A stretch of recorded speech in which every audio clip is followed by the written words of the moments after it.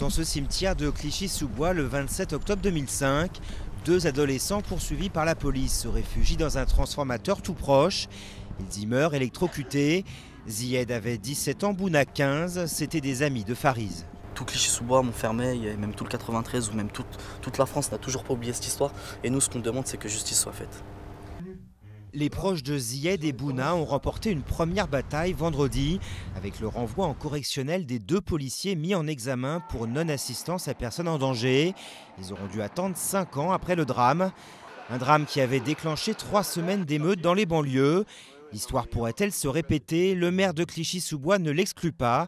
Sa commune reste l'une des plus pauvres du pays avec un taux de chômage qui frôle les 25%. Oui, moi j'ai honte d'être le représentant de la République dans une ville où des gens, à 15 km de Paris, au XXIe siècle, dans la région, une des régions la plus riche de l'Union européenne, on laisse vivre des gens dans ces conditions misérables. Et je crois qu'avant les émeutes, je n'aurais pas pu pousser ce coup de gueule, parce qu'il n'aurait pas été entendu.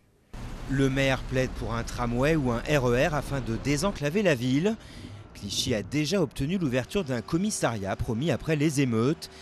Par ailleurs, un plan de rénovation urbaine va permettre de reloger dans de meilleures conditions une partie de la population. Mais les associations locales déplorent que les chantiers gérés par de grands groupes n'associent pas des artisans de la ville et les jeunes des quartiers. Ça aurait été beaucoup plus cohérent qu'on fasse participer ces artisans qui auraient pu former ces jeunes, les mettre au travail, ça les aurait valorisés, ils auraient pris conscience que l'environnement est important, c'est frustrant, c'est dégradant et on a vraiment encore l'impression d'avoir un sentiment d'abandon, quoi. Un sentiment qui débouche, selon le maire, sur un repli identitaire de plus en plus marqué, voire un rejet des valeurs républicaines.